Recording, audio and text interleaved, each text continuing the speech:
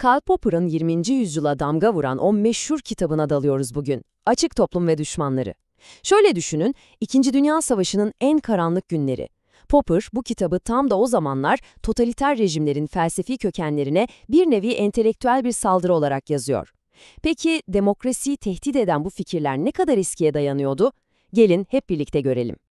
Her şey aslında bu iki zıt görüşle başlıyor. Bakın, bir tarafta Perikles'in Atinası var. Yani diyor ki, politikayı birileri yapar ama onu yargılamak hepimizin işidir. Ne kadar demokratik değil mi?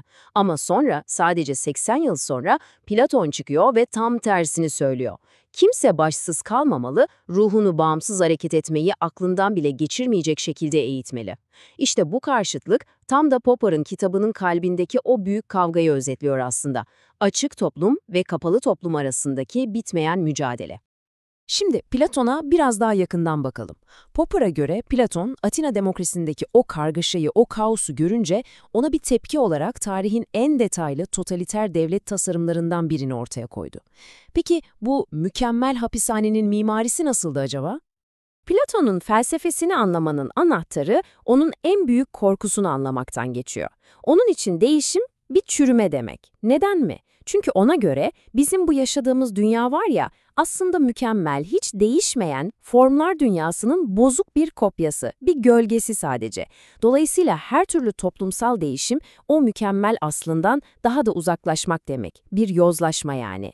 İşte bu yüzden de tek bir amacı vardı, tüm değişimi durdurabilecek, donmuş, sabit bir devlet yaratmak. Şimdi sıkı durun, çünkü Platon'un yaptığı en radikal şeylerden biri, adalet kelimesinin içini tamamen boşaltıp yeniden doldurması. Unutun eşitliği, bireysel hakları falan. Onun için adalet katı bir hiyerarşi demekti. Herkesin kendi yerini bilmesi ve orada kalması. İşte devletin istikrarı için en büyük erdem buydu. İşte Platon'un bu donmuş toplumu inşa etmek için önerdiği yöntemler. Her şey bireyi yok edip devleti yüceltmek için tasarlanmıştı. Düşünün, sanat sensürlü, eğitim tamamen devlet kontrolünde. Yöneticiler halkı kandırmak için soylu yalanlar uydurabiliyor. Aile bağları bile yok ediliyor ki tek bağlılık devlete olsun. Amaç ne? Bireyi devletin içinde tamamen eritmek. Peki tüm bunlar neden bu kadar önemli? Çünkü bu taslak ta 2000 yıl sonra ortaya çıkacak totaliter rejimlerin adeta bir el kitabı gibi. Şimdi iyi de bunlar antik Yunan'da kalmış felsefi tartışmalar diye düşünebilirsiniz. Ama Popper tam da burada dehasını konuşturuyor. Platon'un fikirlerinde çok daha derin, çok daha tehlikeli bir düşünce kalıbı fark ediyor. Platon'dan Marx'a, oradan da 20. yüzyılın tiranlarına kadar uzanan zehirli bir damar bu. Ve Popper bu damara bir isim veriyor: tarihsicilik.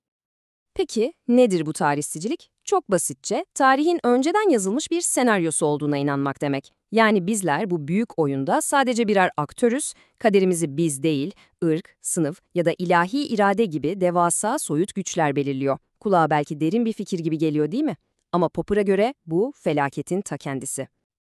İşte bu tablo Popper'ın analizinin ne kadar zekice olduğunun kanıtı.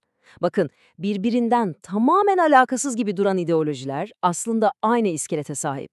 Hepsinin merkezinde ne var? Tarihin kaçınılmaz olarak zafere taşıyacağına inanılan seçilmiş bir grup. Bu bazen seçilmiş ırk oluyor, bazen seçilmiş sınıf, ama temel mantık hiç değişmiyor. Tarih zaten bizim kazanacağımızı söylüyor, o zaman bizim amacımıza hizmet eden her şey mübahtır.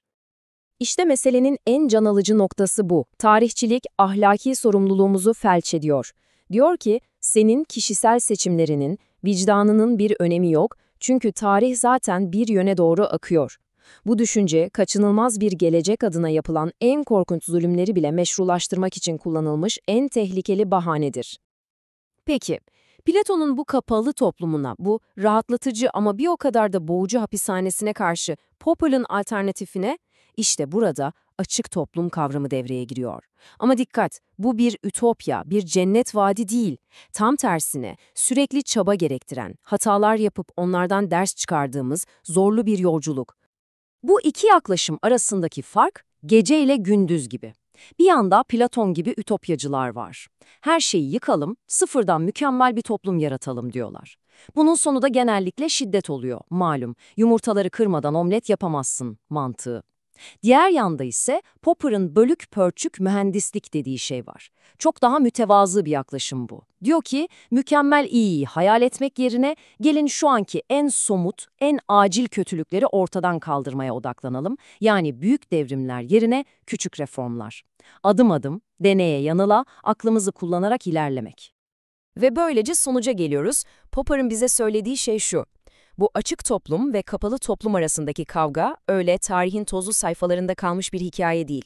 Bu her neslin, bizim neslimizin de her gün yeniden yüzleşmesi gereken, hiç bitmeyen bir seçim. İşte Popper'ın bize bıraktığı belki de en güçlü, en özgürleştirici mesaj bu. Gelecek bize bağlıdır. Biz herhangi bir tarihsel zorunluluğa bağlı değiliz. Yani kaderimiz önceden yazılmadı.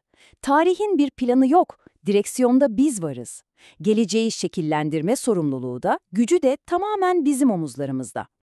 Belki de tüm bu anlatıdan çıkarmamız gereken en önemli ders budur. Popper'ın felsefesi aslında çok pratik bir çağrı. Bize diyor ki, büyük ütopyalar peşinde koşmayı bırakın. Dünyayı tek hamlede kurtarmaya çalışmayın. Onun yerine etrafınıza bakın. Sizi rahatsız eden, bu da haksızlık dediğiniz en küçük, en somut sorun ne?